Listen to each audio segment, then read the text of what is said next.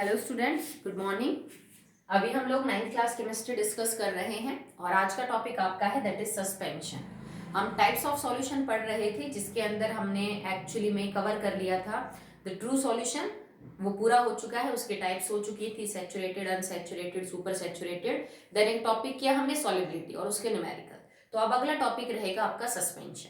तो सस्पेंशन कैसा सॉल्यूशन होता है? तो सबसे पहले ये हेट्रोजीनियस होता है, जबकि ट्रू सॉल्यूशन हमारा होमोजीनियस जो था वो सॉल्यूशन था, मिक्सचर था।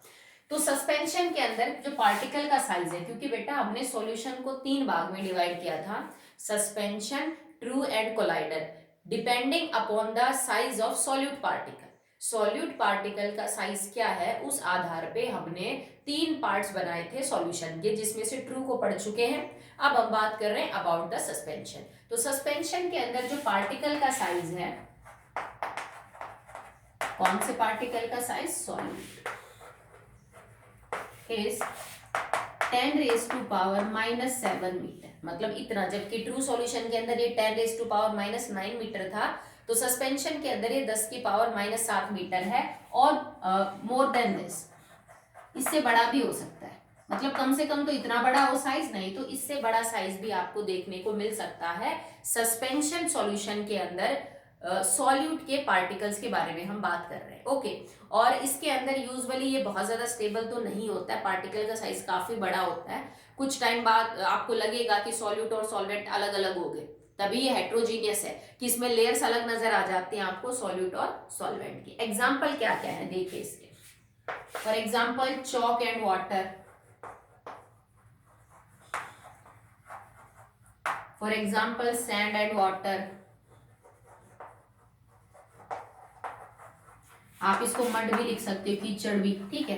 तो अगर आप चौक का पाउडर बना के उसको पानी में घोलेंगे आप, या रेत को पानी में घोलेंगे, या फिर कीचड़ का एग्जांपल आप देंगे, ठीक है, तो वो सब सस्पेंशन है। क्योंकि ना तो चौक पानी में अच्छे से घुलता है, थोड़ी देर आपको लगेगा डिजोल्व हो गया, आप उसको छोड़ दो, कंटेनर को हिलाओ मत, पानी ऊपर रहेगा चौक नीचे रहेगा। सेम है कीचड़ या रेत के साथ भी, कि जब तक आप हिला रहे हो तब तक आपको लगता है कि रेत घुल गया है पानी में, पर अगर आप अनडिस्टर्ब छोड़ोगे उसको तो आपका जो सैंड है वो आपको नीचे बैठा हुआ मिलेगा और ऊपर आपको क्या मिलेगा बेटा? पानी मिलेगा, ठीक है। उसके अलावा जो स्मोक है, स्मोक जो है, जो धुआं निकलती है चिमनी से, जैसे किसी बड़ी बड़ी फैक्ट्रीज होती हैं, जो ईंट भट्ठे होते हैं जहां पे ईंट वगैरह पकाए जाते हैं, तो वहां से जो धुआं निकलती है उस स्मोक के अंदर, वो भी एक सस्पेंशन होता है। उसके अंदर अलग अलग टाइप के जो पार्टिकल्स हैं वो पाए जाते हैं, गैस के, सॉलिड के, और उन पार्टिकल का जो साइज है वो इस रेंज या इससे भी बड़ा होता है। तो वो किसका एग्जाम्पल हो जाएगा बेटा? सस्पेंशन का एग्जाम्पल हो जाएगा। नेक्स्ट है मिल्क ऑफ मैग्नीशिया।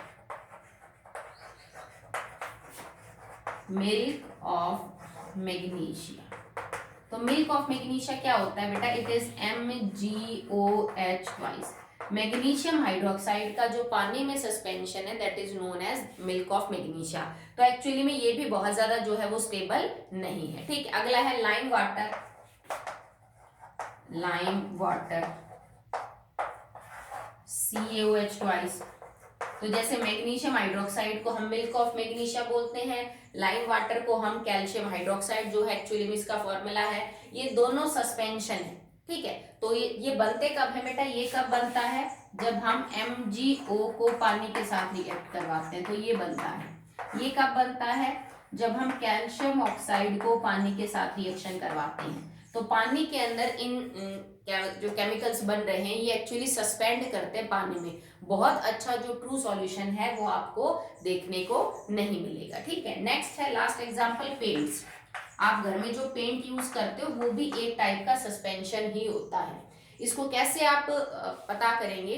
कई बार क्या होता है कि आपने पेंट के डब्बे को खोला और यूज किया, ठीक है, और उसको 4 5 6 महीने के लिए ऐसे ही रख दिया और फिर वो यूज नहीं हो पाया, बच गया। तो जब आप उसको इतने टाइम बाद खोल के देखोगे तो आपको पेंट खराब हुआ मिलता है, कि उसका लिक्विड लिक्विड हिस्सा ऊपर आ जाता है और नीचे भारी जो मतलब थोड़ा सॉलिड सा मटेरियल है वो नीचे बैठ जाता है। तो इसका मतलब पेंट खराब हो चुका है, क्योंकि वो एक सस्पेंशन था, पहले उसके अंदर केमिकल डाले जाते हैं कि वो भाई स्टेबल रहे। जैसे आप ढक्कन को खोलते हो और उसके बाद जैसे यूज किया, खोला, बंद किया, तो वो केमिकल्स चले जाते हैं। उसके बाद अगर आप पेंट को अनयूज्ड रख रहे हो कई महीनों के लिए तो उसका सस्पेंशन अनस्टेबल हो जाता है और फिर वो लिक्विड अलग हो जाएगा और वो सॉलिड हिस्सा अलग। एक और एग्जांपल है, जो बच्चों की कुछ मेडिसिन होती हैं, अगर आपने घर में नोटिस किया हो, कई बार बच्चों की दवाइयों के साथ अक्सर ऐसा होता है कि आपको क्या आता है, एक पैकेट में एक पाउडर आता है शीशी में, बोतल में, और उसके साथ या तो वो लिक्विड देते हैं, नहीं तो डॉक्टर ये बोलता है कि ये जो मतलब बोतल के अंदर ये पाउडर डाला हुआ है ना, गर्म पानी करके उसको ठंडा करके और गर्म पानी इस बोतल के निशान तक भर के और इसको हिला लेना। मतलब वो एक ऐसी दवाई है जिसको पहले से बना के नहीं रखते बॉटल्स में जैसे बाकी दवाइयां हैं, उसको तभी बनाना होता है, तभी पिलाना होता है। ठीक है, एक पाउडर होगा, उसमें आप पानी मिलाएंगे, वो एक घोल बन जाएगा और उस पर लिखा होता है, शीशी पे कभी पढ़ के देख लेना, ज्यादा से ज्यादा 3 या 4 दिन यूज कर सकते हो आप उस दवाई को, उसके बाद वो दवाई दोबारा यूज नहीं हो सकती। बाकी वैसे दवाइयों की एक्सपायरी डेट 6 महीने, साल, 2 साल, 3 साल भी होती है, पर इसके सिर्फ 2 से 3 या 4 दिन मिलती है। क्यों? क्योंकि बेटा वो दवाई सस्पेंशन है।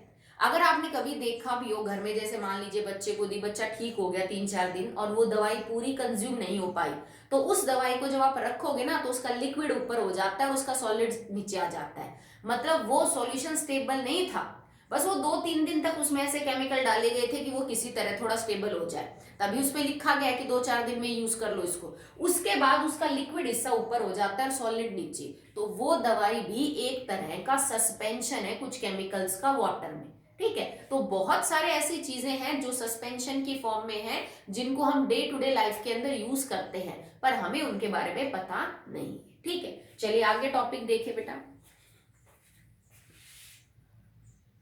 Next topic is that is properties of suspension. Properties of suspension, क्या क्या प्रॉपर्टीज होती हैं? सो सबसे पहले that is heterogeneous in the nature. It is heterogeneous in nature. मतलब कंपोजिशन सेम नहीं होती थ्रू आउट, अलग अलग देखने को मिल सकती है। साइज ऑफ पार्टिकल की बात करें तो 10⁻⁷ मीटर, कम से कम इतना, इससे बड़ा भी हो सकता है, मतलब ये रेंज है, मोर देन दिस भी हो सकता है। ठीक है, इस रेंज का आपका सॉल्यूट का पार्टिकल जो है वो होगा।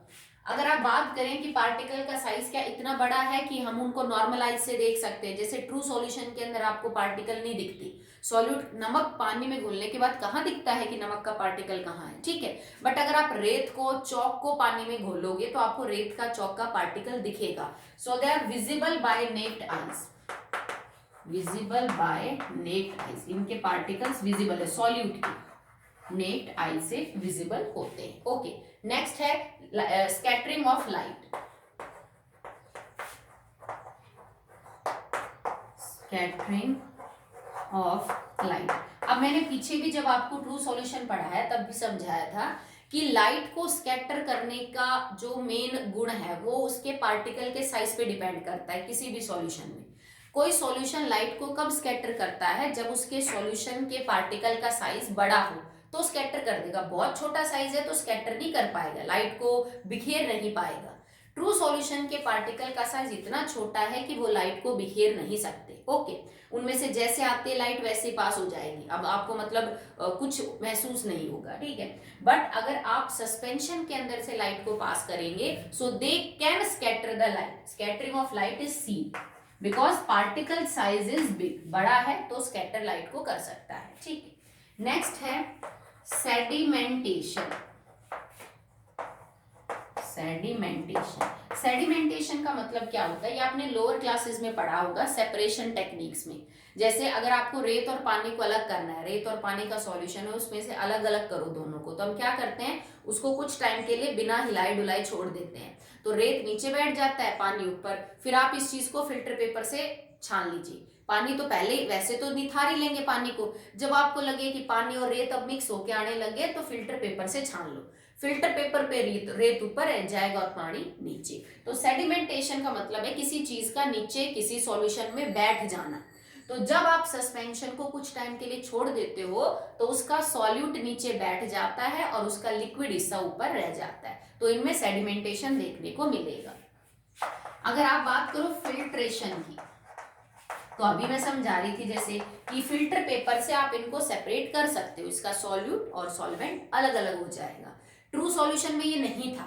अगर आप नमक के पानी को फिल्टर पेपर में से पास करोगे तो नीचे भी नमक का पानी आएगा, नमक ऊपर और नीचे पानी नहीं रहेगा, ठीक है। जैसे तुम चाय पत्ती को छान सकते हो छलनी से, ठीक है, पर तुम पानी को तो छलनी से नहीं छान सकते ना, अगर उसमें नमक और चीनी मिला दूं, ठीक है। भाई शिकंजी को जब तुम छानते हो तो नींबू के बीज ही ऊपर रहते हैं छलनी में, बाकी चीनी नमक तो ऊपर नहीं रहता ना, ठीक है। तो जब आपके पास सस्पेंशन है तो इतना बड़ा होता है पार्टिकल का साइज कि आप एक फिल्टर पेपर लगा के सॉल्यूट को फिल्टर पेपर पे ही रोक सकते हो और नीचे खाली क्या आ जाएगा, आपका सॉल्वेंट आ जाएगा, ठीक है।